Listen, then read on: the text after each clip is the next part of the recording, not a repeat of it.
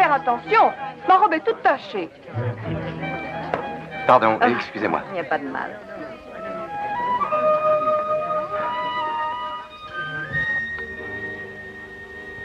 C'est une chance que dans les théâtres, il y ait un bar. Nous venons de subir 2 actes de cette pièce. Nous avons souffert un vrai martyre dans la salle et sur scène. J'ignore vos goûts en matière de théâtre. Vous aimez peut-être transpirer, à force de réfléchir. Mais moi, je vais au théâtre pour me distraire, pour rire, m'amuser. Ce soir, oh mes seigneurs, Simon! l'épouse de l'homme qui monte la pièce. Qu'est-ce que je vais lui dire? Excusez-moi. Ah, très cher. Madge, Dites-moi franchement ce que vous pensez de la pièce, Simon. je ne sais quoi dire. Honnêtement, Madge, je n'ai rien vu de tel dans toute ma vie. C'est extraordinaire. Ah, attendez-moi ici. Je veux vous présenter John. C'est un génie. Autrefois, il a été acteur. Ah oui, je sais. Viens, chérie. Je veux te présenter un homme étonnant. Je t'ai souvent parlé de lui. John, voici Simon Templar.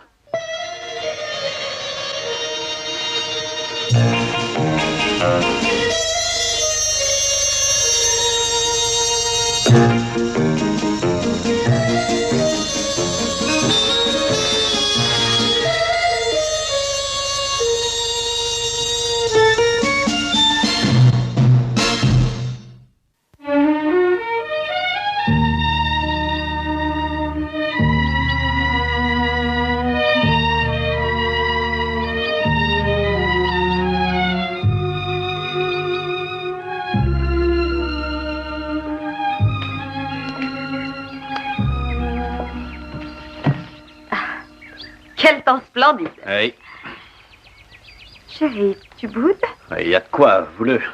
Quand je songe à la stupidité incurable du public, je me fais retirer cette pièce de l'affiche après 3 jours. Ça me coûte une fortune. Tu me montreras d'autres pièces. Je serai à boire sur la terrasse? Oui, je préfère. À l'ombre, il fait frais. Bien, poussons les fauteuils. Et voilà. Merci. Chérie, il va falloir que je fasse un saut à Londres demain pour essayer de résoudre nos problèmes domestiques. M'occuper seule de cette maison, c'est de la folie. Mais nous sommes si tranquilles, rien que nous deux. Oh, chérie, que tu es gentille. Mais et le côté pratique? Chérie, mais tu es glacée. Non, je me sens bien, je t'assure. Je vais te chercher un lainage. Merci.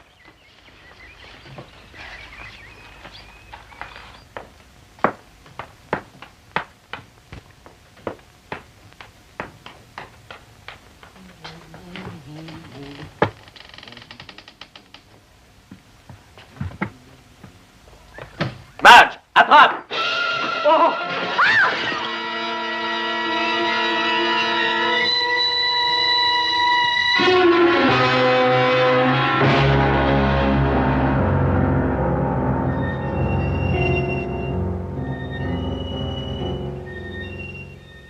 C'est en net progrès, Madame Claron. La semaine prochaine, vous vous lèverez quelques minutes par jour. Vous ne croyez pas que c'est allé trop vite, docteur? Pas du tout. Il est grand temps qu'elle prenne un peu d'exercice. Est-ce que vous avez fait connaissance de votre nouvelle voisine? Non. Qui est-ce? Adrienne Halbert. Ah oui, elle est venue s'installer Villa des Roses quelques jours après ton accident. J'avais oublié. Vraiment. Et comment est-elle? C'est une jeune femme pleine de charme, n'est-ce pas, Monsieur Claron? Je n'en sais rien. Je l'ai aperçue de loin. Je reviendrai lundi, Madame Claron. Merci, docteur. Au revoir. Au revoir, docteur.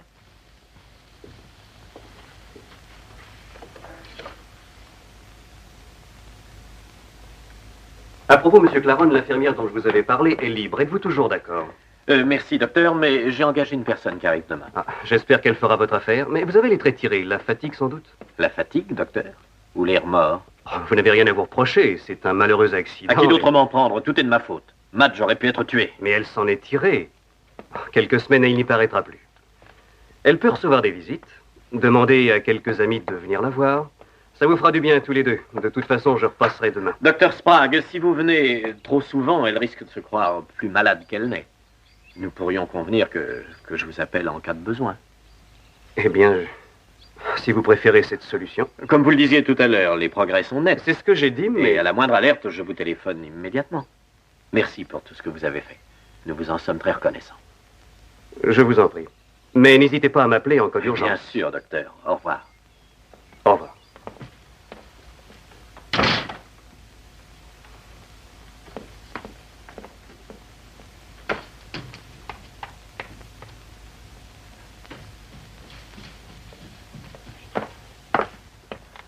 Le docteur Sprague a dit que dans 6 semaines, tu seras parfaitement remise.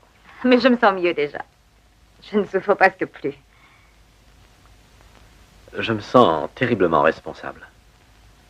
Oh, ça n'était qu'un accident. Tu le sais, je le sais. Je te demande pardon, je n'aurais pas dû en reparler. Oh, je viens d'avoir une idée, chérie. Invitons Margaret et Frank à venir prendre un whisky. Allons, chérie, il ne faut rien précipiter. Le docteur Sprague a dit pas de visite avant 2 semaines. Bien, chérie, je suppose que tu as raison. Mais si j'avais seulement le téléphone ici. J'ai rappelé la poste pas plus tard qu'hier. Et alors? Eh oui, monsieur, nous avons en main votre lettre. Nous viendrons dès que possible installer une ligne supplémentaire. Mais ça fait déjà 2 semaines qu'ils l'ont reçu. La bureaucratie, que veux-tu? Et qui sait, ils viendront peut-être demain. Qu'est-ce que tu veux pour déjeuner? Oh, ce que tu voudras. Un peu de poisson peut-être et une salade? Et il est 11h30, il y a du pain frais à la boulangerie. Pauvre chérie. Tu fais les courses, la cuisine, je t'en donne du mal. Tu devrais trouver quelqu'un pour t'aider. Ça doit pas être impossible. J'ai téléphoné à presque toutes les agences. Les domestiques sont devenus une denrée rare. Et je me fais une joie de te servir.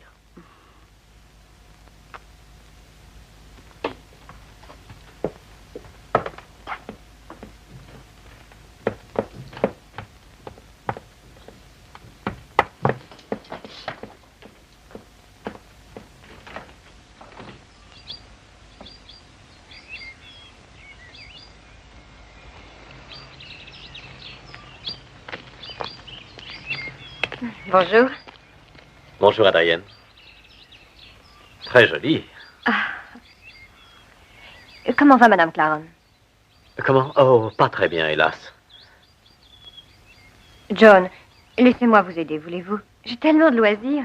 C'est très gentil de votre part, mais vous ne connaissez pas Madge. Elle est timide avec les étrangers. De toute façon, il m'arrive une personne demain. Ah, ben c'est merveilleux. Elle a de très bonnes références. Elle a servi 15 ans dans la même famille à Dublin, à ce qu'elle prétend. Elle sait soigner les malades, fait la cuisine. C'est une Irlandaise à 100%. Et voilà Madame Jafferty. 2 livres de rôti de bœuf. Je les mets sur le compte. Je vous en prie, Monsieur Smith. Pour les Claronnes, 10 shillings de rôti de bœuf. Eh bien, Madame Jafferty, ça fait 1 semaine que vous êtes ici. Vous vous y plaisez? Oh, c'est une petite ville charmante, Monsieur Smith. Et les Claronnes sont de très braves gens. Faites-leur mes amitiés, voulez-vous? Je n'y manquerai pas, Monsieur Smith. Oh, Madame Jafferty, je pourrais vous demander un service. J'ai une commande pour Mademoiselle Albert, Villa des Roses. C'est à proximité de chez vous. Et mon garçon est sorti et j'ai promis de livrer à 11h. Ça ne vous ferait rien de lui donner ça en passant? Mais avec plaisir, Monsieur Smith. Je vous remercie beaucoup. Je vous en prie. À demain.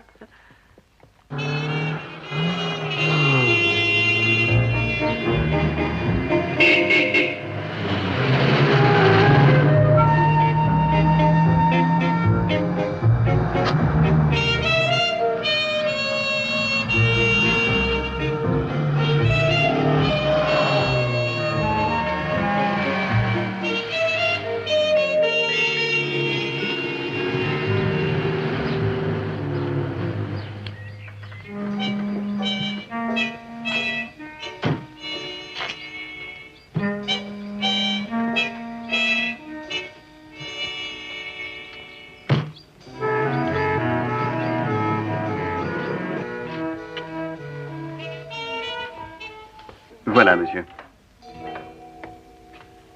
Simon Templar! Eh bien, voilà une surprise. Ah, yo, je suis heureux de te revoir. Ah, tu arrives toujours quand on s'y attend le moins, comme un vrai météore. La maison est à toi, tu peux rester aussi longtemps que tu voudras. Ça tombe très bien, mes bagages sont dehors, dans la voiture. Je vais envoyer quelqu'un les chercher. Et alors, qu'est-ce que tu prends? À Manhattan, je vais le faire moi-même. Non, un verre de bière à la pression. Ça rafraîchit, ça nourrit et c'est typiquement britannique. Qu'est-ce qui t'amène à Cookham? Une aventure? Un criminel? Non, après 1 mois à Paris, j'ai soudain été envahi par la nostalgie et j'ai voulu revoir le pays. Simon, je m'appelle Mario, n'oublie pas. Tu peux tout me dire, tu sais. D'accord. Tu peux garder un secret? Je serai muet comme la tombe. Je suis à la recherche d'une femme. Ah, Un tour de hanche bien confortable avec une taille de guêpe. ça doit pas être mal. Et si tu voyais le reste?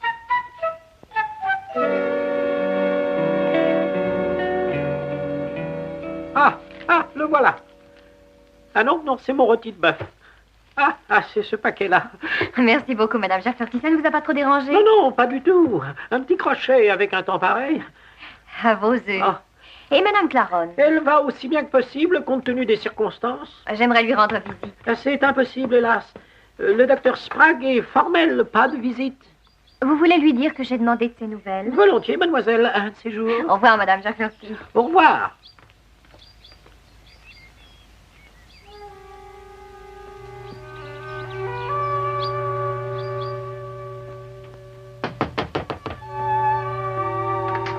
Madame Jafferty?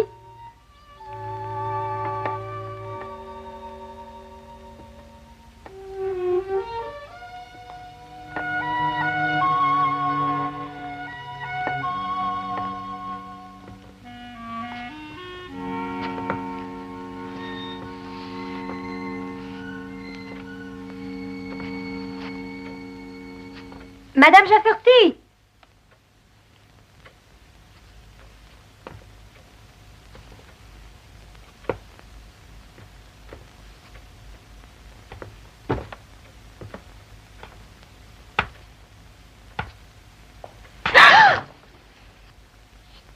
Bonjour, Adrienne. Vous m'avez fait une telle peur. Je vous demande pardon. Madame Jafferty est passée tout à l'heure me remettre un paquet et elle a oublié ceci. Mais il ne fallait pas vous déranger. Je n'aurais pas dû m'introduire ainsi chez vous. J'ai appelé Madame Jafferty et elle ne m'a pas répondu. Je suis navrée. Mais il n'y a pas de quoi. John, si je profitais de l'occasion pour dire bonjour à votre femme. C'est très aimable à vous. Je le voudrais bien, mais Madame Jafferty est en train de lui faire sa toilette. Vous connaissez les domestiques, ils sont susceptibles et n'aiment pas qu'on les dérange. Je suis désolé. Alors ce sera pour une autre fois. Dès que les visites seront autorisées, vous serez averti la première. C'est promis. Elle a hâte de vous connaître. Merci, John. Au revoir. Au revoir.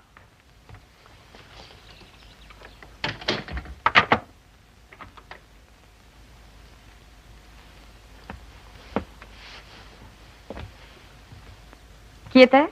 Oh, le commis épicier. J'ai commandé du champagne pour toi. Que c'est gentil. Pendant que j'y pense, j'ai quelques factures à payer. Je vais te faire un chèque. Combien te faut-il? Oh, je dois payer mon tailleur. C'est le mois de 300 livres. 300. Tu crois que... Quoi? Continue. Précise ta pensée. Tu crois que je dépense trop, avoue-le? Non, non, chérie, pas du tout. Tu te trompes. Tu as tous les droits, c'est ton argent et pas le mien.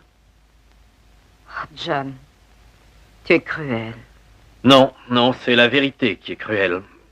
Et la vérité, c'est que tu payes pour tout dans cette maison. La nourriture, les boissons, l'essence, même mes vêtements.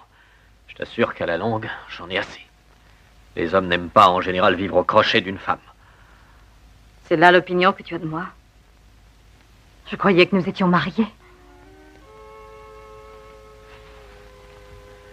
Mad, je te demande pardon, je n'ai pas voulu dire ça. Mais tu l'as pourtant dit. Non. Oh, quelquefois il m'arrive de penser... je ne sais plus. Je ne t'ai vraiment jamais rien offert. Sinon des fleurs, des chocolats. Tes bijoux, tes fourrures, c'est toi qui les achètes.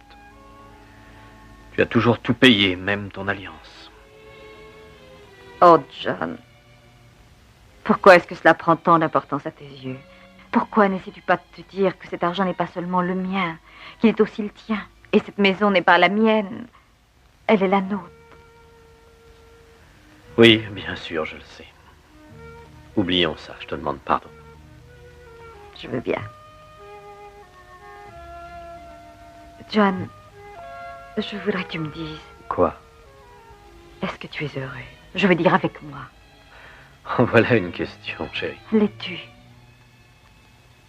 Mais oui, je t'aime, tu le sais. Tu ne me le dis pas assez souvent. C'est vrai. Pourquoi? Par timidité? Oui, il y a un peu de ça. Ah, chérie. Rien qu'une fois. De temps en temps. Je t'aime, Madge. De tout mon cœur. Oh, John. Ah. Je me dis parfois que si nous n'étions pas mariés, je voudrais être morte, chérie.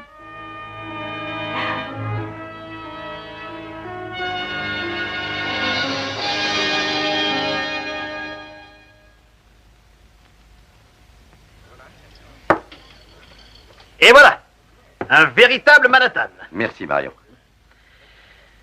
Simon, nous sommes amis, non? Nous sommes des amis, oui. Quelquefois, il m'arrive de penser que tu es pour moi un inconnu. Je ne suis pas un homme compliqué, Mario. Comme la plupart des hommes, je cherche à développer ma personnalité, mais en dehors des chemins battus, c'est tout. Je ne vois pas très bien. Mais c'est simple, je ne veux pas n'être qu'un rouage de la machine. Figurer parmi la foule de ceux qui dévorent le dragon, c'est très honorable, mais n'est-il pas mieux de vouloir être Saint-Georges lui-même? Avec l'épée à la main et le pied sur la tête du dragon. Et l'autre main dans celle de l'héroïne, ça te déplairait? Non, pas dans ces conditions.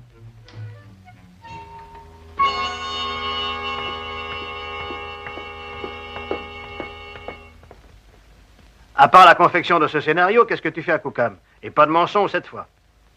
Et qu'est-ce que tu fais à Cookham? Qu'est-ce que tu sais d'un nommé John Claron? Tout récemment, sa femme a eu un grave accident et elle a failli y rester. Ses autres femmes ont eu des accidents et en sont mortes. Il a été marié combien de fois? 2 fois. Donne-moi un autre Manhattan. Volontiers. Cette femme qui entre est la domestique. Ah ah, elle s'appelle comment? Madame Jafferty. Madame Jafferty? Oui. Comment va Madame Claron? Vous la connaissez? Oui, bien sûr, je peux dire que je suis un ami de la famille. J'ai connu la précédente Madame Claron. Ah, c'était une Américaine. Oui, Grace Selden. J'étais très intime avec sa sœur. Je lui dirai que je vous ai rencontré. Et faites-lui mes amitiés. Je n'y manquerai pas. Comment vous appelez-vous? C'est Monsieur Simon Templar, Madame Jafferty. Ah, ravi de faire votre connaissance. Je dirai à monsieur et Madame Claron que je vous ai vu. Au revoir, Madame Jafferty. Au revoir, monsieur. Simon, tu es peut-être ici incognito et j'ai eu tort de lui dire comment tu t'appelais. Non, tu as bien fait. Un autre Manhattan? Ou préfères-tu dîner?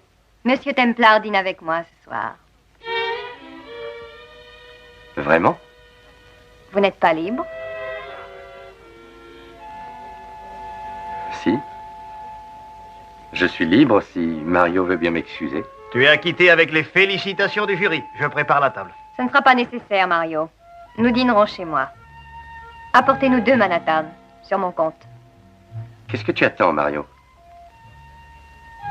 Vous donnez des ordres comme un général? Vous voulez les discuter? Non. Je ne discute pas les ordres d'aussi charmants généraux, mais il m'arrive de leur poser des questions. Comme il m'arrive d'y répondre. Quel est votre nom? Adrienne Albert. Nous nous sommes déjà rencontrés? Vous ne vous rappelez pas? Ah oui, j'y suis. C'était à Paris au printemps. À Central Park, sous la pluie. Dans une galerie de tableaux? Vous en êtes à 100 lieues. J'y suis maintenant. Vous enquêtez pour le compte d'une compagnie d'assurance, n'est-ce pas? Et vous êtes à Cookham pour la même raison que moi. Pour empêcher John Claron de tuer sa 3e femme.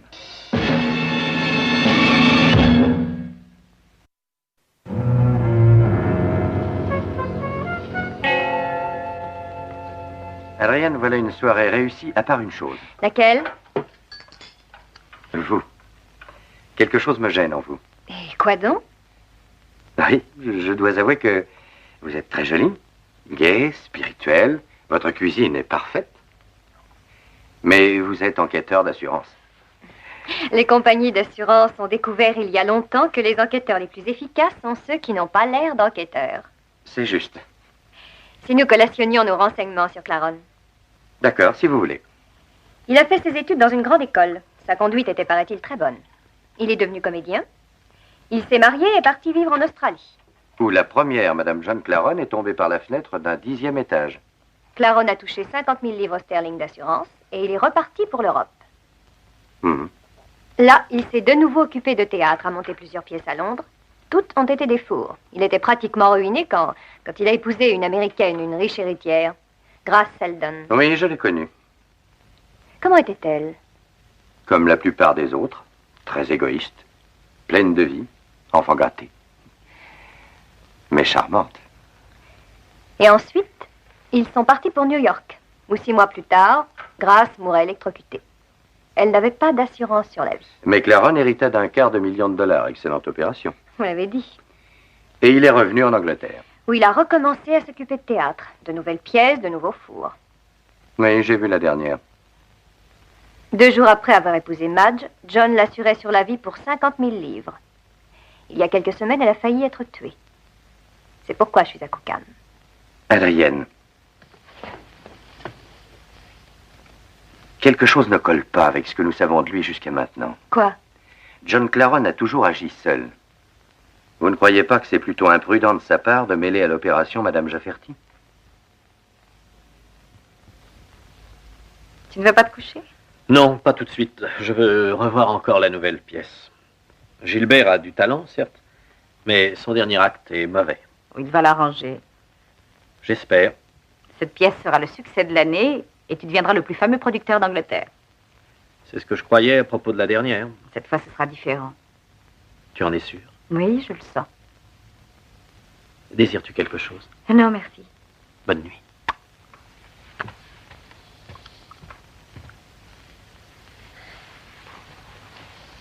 J'ai le pressentiment que ça doit s'agiter dans la cervelle de Claron. Pourquoi? Il va tout abandonner ou se décider à précipiter les événements. Mais je ne comprends pas.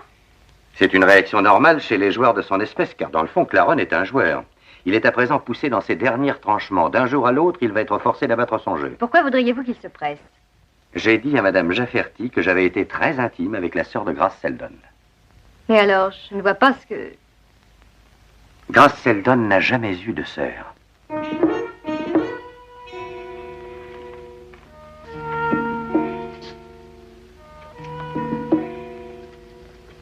Départ de Cookham, 10h30.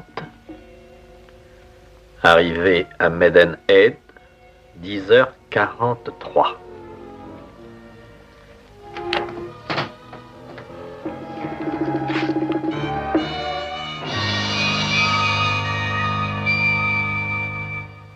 Oui, oui, je le sais, mais oui, écoutez, mon cher Gilbert, ce n'est pas une pièce d'action. C'est surtout une œuvre psychologique. Oui, oui. De toute façon, j'ai résolu le problème du dernier acte. Il faut que je vous voie. Si nous dînions ce soir à mon cercle privé, 7 heures, ça vous ira? Bien. Parfait. Nous nous y retrouvons. C'est ça. Au revoir.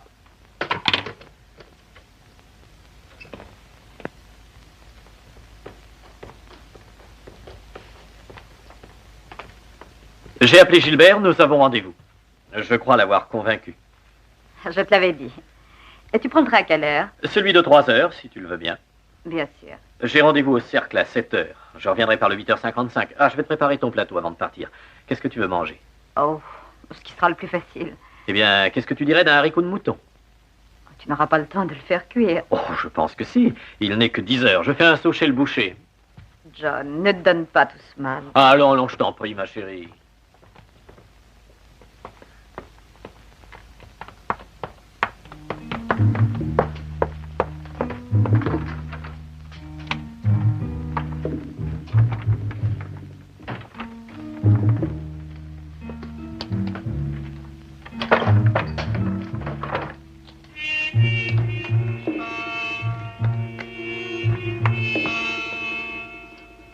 Je ne serai pas de retour avant 3 quarts d'heure.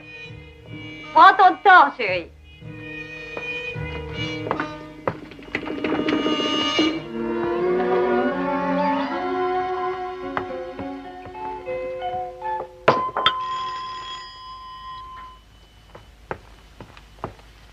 Ah, vous avez fait vite. Ah, mais entrez donc. Merci. Voulez-vous une tasse de café? Non, merci. Je n'ai pas beaucoup de temps. Il faut que je prenne le train de 10h30 pour Londres. Et Madge? Elle va bien, c'est pourquoi je m'absente. C'est la première fois que je laisse Madame Jafferty seule avec elle et j'ai pris la liberté de lui dire de vous appeler en cas d'urgence. Bien sûr, je passerai la voir après déjeuner. Non, ne faites pas ça, elle est très indépendante. Je vous demande seulement d'y aller si Madame Jafferty téléphone. C'est d'accord. Merci Adrienne, c'est aimable. Mais je n'ai encore rien fait que je sache. Oh, Ah, vous ne vous connaissez pas, je pense. si. Bonjour Claron, ça va? Merci. Excusez-moi. Je ne vous ai pas dérangé. Non, il faut que je prenne le train de 10h30. Je peux vous conduire jusqu'à la gare? Je ne veux pas vous déranger. Mais pas du tout. Tenez mon café au chaud. Au revoir Adrienne. Et encore merci. Au revoir.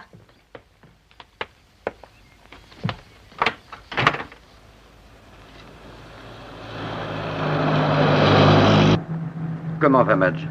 Oh, elle va aussi bien que possible. Je pourrais lui rendre visite? Que venez-vous faire à Koukan? Jouer au golf et voir Adrienne. Quand est-ce que je pourrais lui rendre visite? Eh bien, pour l'instant, les visites sont interdites. Oui, c'est ce que la gouvernante m'a dit également. Vous la connaissez? Oui, je l'ai rencontrée hier soir. Elle ne vous a rien dit? Oh, elle est si bavarde que je l'écoute à peine.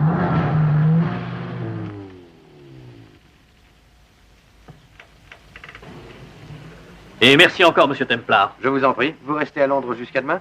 Non, je vais rentrer par le train de 8h55. Bonne journée. Merci. Bonjour. Bonjour, monsieur. Merci. S'il vous plaît, monsieur. Est-ce que vous savez sur quel quai descendent les voyageurs du train de Paddington de 20h55? Désolé, monsieur, je n'ai pas la moindre idée. Ah oui, je m'excuse. Ça doit changer tous les jours. Comme vous dites. C'est ce qu'on appelle de l'organisation.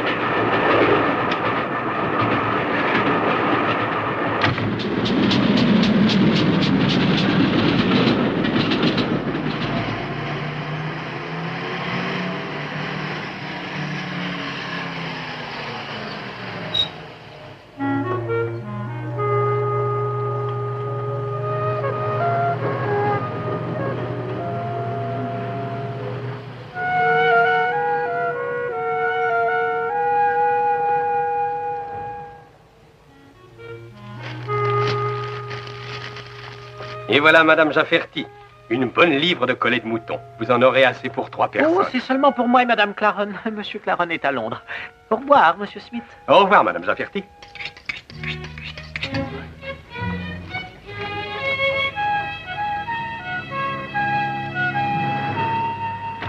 Bonjour, mademoiselle. Bonjour. Vous n'auriez pas une boîte de ce poison dont on se sert pour les rats, ce produit marron qui ressemble à du cirage, vous voyez? Oui, nous devons en avoir. Voulez-vous une petite boîte ou une grande? Une petite, ce sera sûrement assez. Combien ça coûte? 3 shillings. Je vais vous faire signer le registre.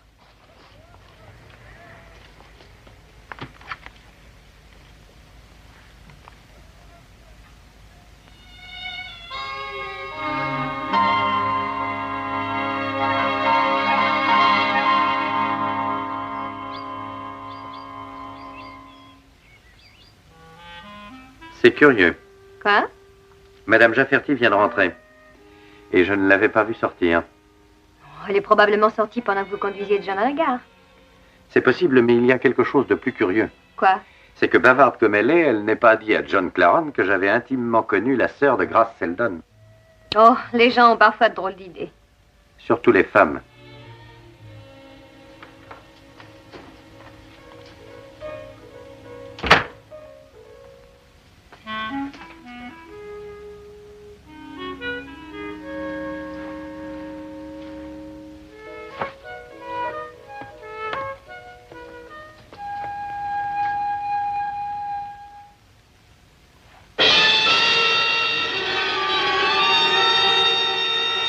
Je suis là, Madge. Oh, déjà, chérie?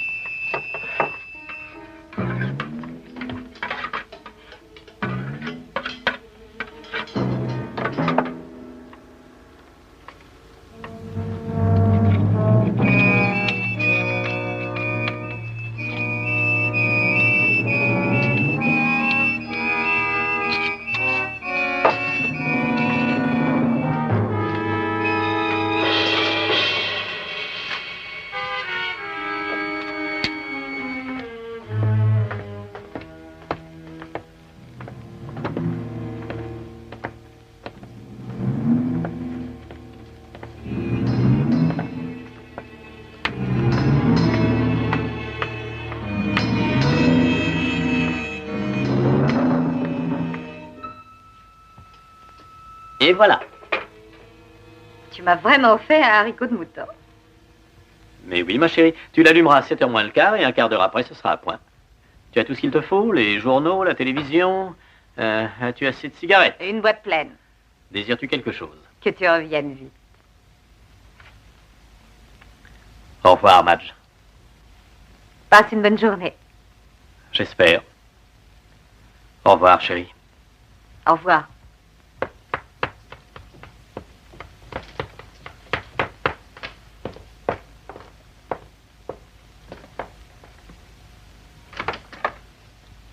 J'espère revenir vers 10h. À ce soir, mon chéri. Bon voyage. Merci, chérie.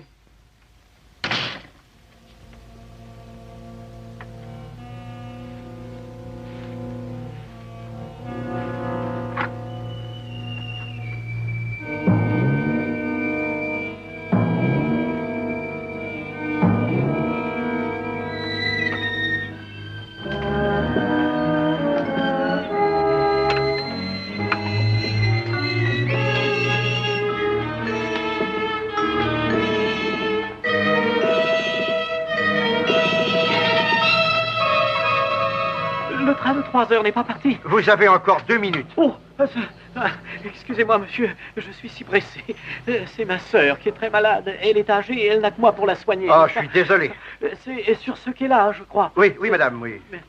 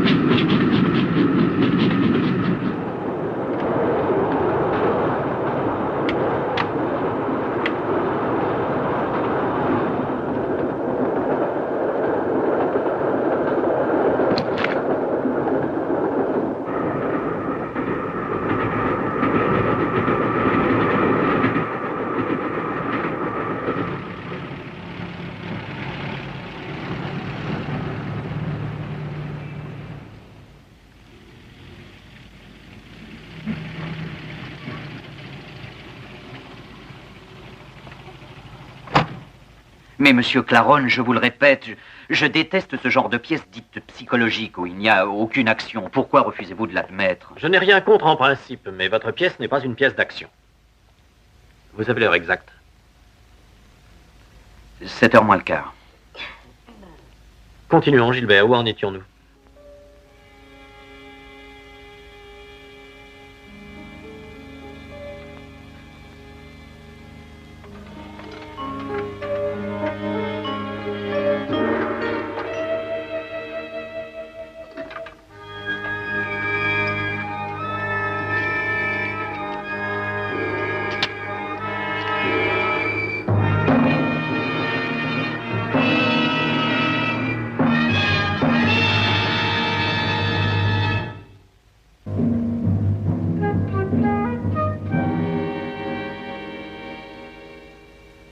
Ryan, quelle heure est-il? 7h moins 10. Ryan, je commence à m'inquiéter. Oh non, il ne peut rien arriver de grave à Madge, puisque John est à Londres. Mais n'empêche que Madame Jafferty est sortie à 2h30 et qu'elle n'est pas rentrée. Madge est seule dans la maison depuis près de 4 heures. Qu'est-ce que vous allez faire? Je vais aller lui faire une petite visite. Je vais avec vous. Non, j'en ai pour 10 minutes. Ne craignez rien.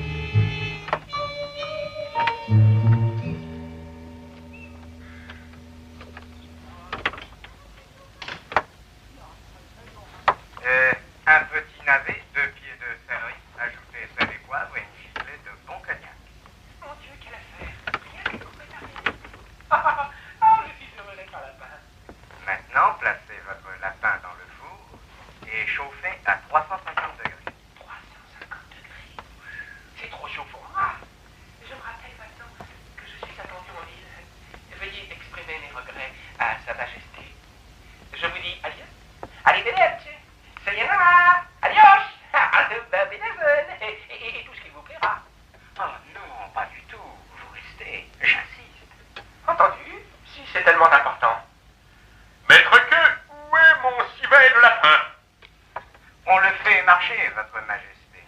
Bon appétit. Qu'est-ce que ceci?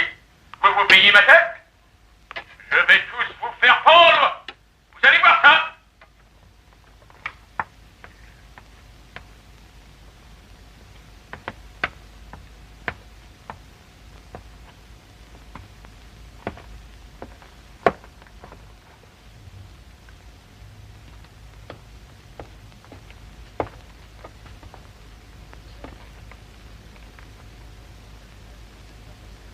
Mon cher Gilbert, vous n'y êtes pas du tout. Ce qui importe, c'est le message. Une pièce est un message. Je n'envoie pas de message, monsieur Claron. Je suis tout à fait incapable de refaire le monde. Ce que je veux, c'est donner au public, aux gens qui payent une soirée distrayante. Un point, c'est tout.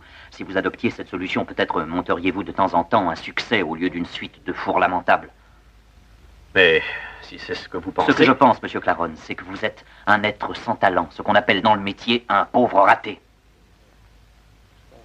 Je dois prendre le train de 9h moins 5. Il me semble que nous n'avons plus rien à nous dire. L'addition, je vous prie.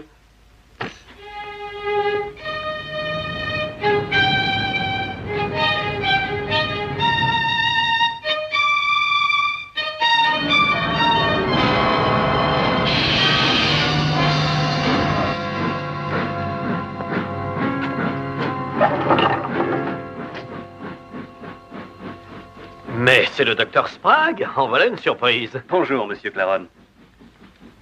Votre pronostic s'est révélé 100% correct. L'état de ma femme s'est amélioré. Assez pour la laisser toute seule. Mais elle n'est pas seule. Rappelez-vous cette personne dont je vous avais parlé. Madame Jafferty est une perle. Oh, j'en suis fort aise. Je l'ai engagée presque sans référence. On entend des choses effarantes sur les domestiques. Mais j'avais besoin de quelqu'un à tout prix.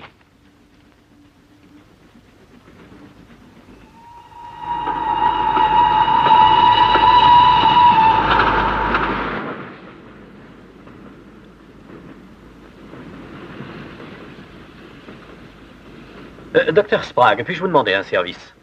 Vous pouvez toujours, monsieur Claron. Un ami m'a conduit jusqu'à la gare. Ce matin, je n'ai donc pas de voiture. Ne pourriez-vous pas me ramener à la maison? Mais ce n'est pas mon chemin. Ce n'est pas tellement loin. Vous me rendriez un grand service. D'accord. Entendu.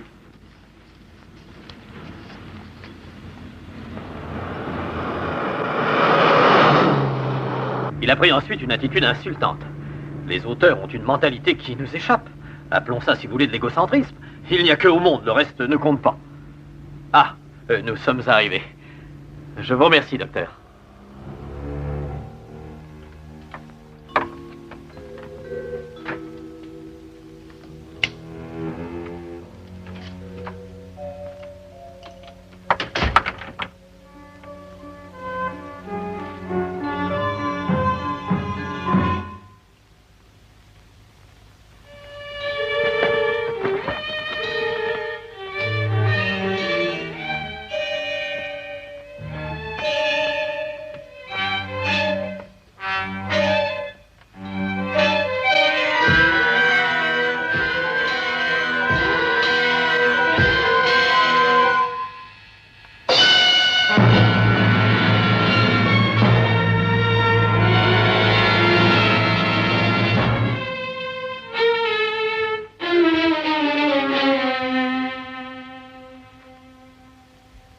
Madge. Madge.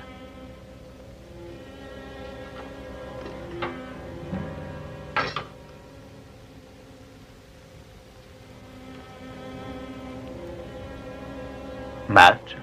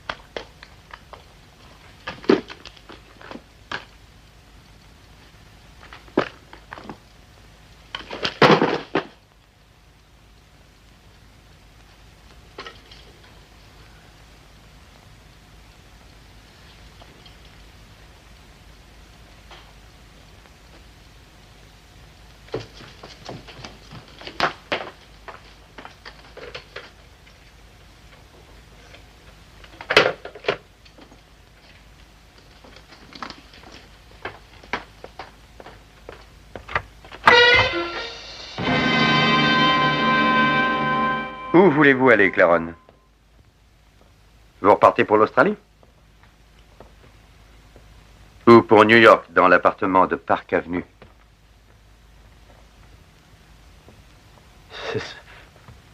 Ma femme, elle est morte. Chez vos femmes, mourir devient une manie. Qu'est-ce que vous insinuez? Ceci. Elle est morte empoisonnée. Empoisonnée? Et vous croyez que c'est moi? Ce n'est pas vous? J'étais à Londres aujourd'hui. Vous êtes sûr? Vous le savez très bien. Vous m'avez conduit jusqu'à la gare ce matin. Et j'ai pris le train. Oui, mais vous en êtes redescendu à l'arrêt suivant, Claronne. Non, ça n'est pas vrai. J'ai dîné avec un auteur dramatique, il en témoignera. Vous croyez? Et les serveurs du restaurant. Et dans le train qui me ramenait, j'ai rencontré le docteur Sprague. Il m'a raccompagné en voiture. Alors, qui aurait empoisonné votre femme? Sûrement Madame Jafferty. Oui. Je l'ai engagée sans référence. Je n'avais personne pour m'aider. Madge était malade, seul, je ne pouvais pas tenir la maison. Et pourquoi pas? Je vous croyais un mari prévenant. C'est Madame Jafferty, je vous dis. Et pour quel motif Madame Jafferty aurait-elle assassiné votre femme? Pour la voler. Et elle a emporté tous les bijoux. J'ai retrouvé le coffret dans la chambre, elle l'a forcé. Et elle a emporté les bijoux. À qui téléphonez-vous? À la police. Ce n'est pas la peine. Je l'ai fait moi-même, Madame Jafferty.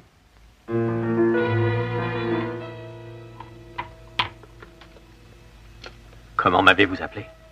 Madame Jafferty. Je dois vous rendre justice, Claronne. Vous avez été remarquable. Vous avez créé de toutes pièces un personnage auquel tout le monde a cru dans le pays. Et vous avez raconté que le docteur interdisait toute visite. De cette façon, personne n'était en mesure de poser des questions à Madame Jafferty.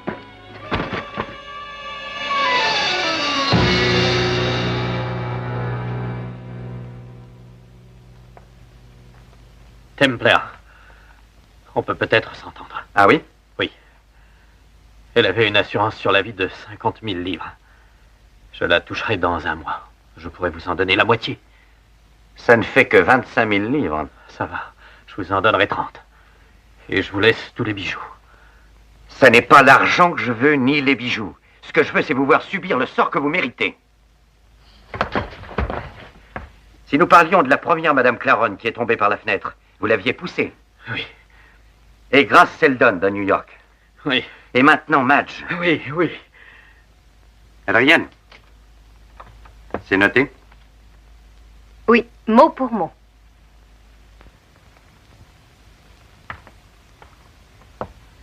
Pour Madge, ce n'était pas la même chose.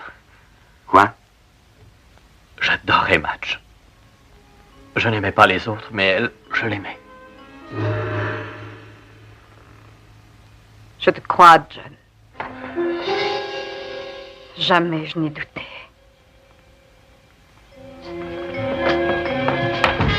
Où allez-vous, monsieur? Merci d'être venu si vite, inspecteur. Vous n'avez pas dû entendre grand-chose, mais mademoiselle Albert a tout noté. John, pourquoi? Qu'est-ce que je t'avais fait?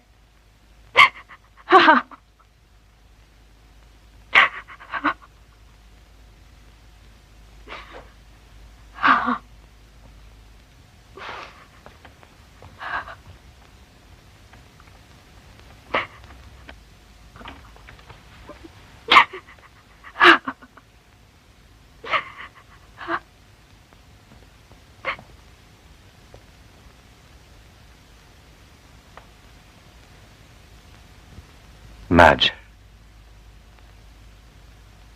Madge. Je l'aimais. Je l'aimais. Tout à l'heure, quand vous m'avez révélé cette chose horrible, quand j'allais manger le poison, pas une seconde, je n'ai cessé de l'aimer. Je n'ai jamais aimé un autre homme. Pourquoi ne pas m'avoir laissé mourir? Parce que le temps accomplira son œuvre, Madge. Et que vous reprendrez un jour goût à la vie.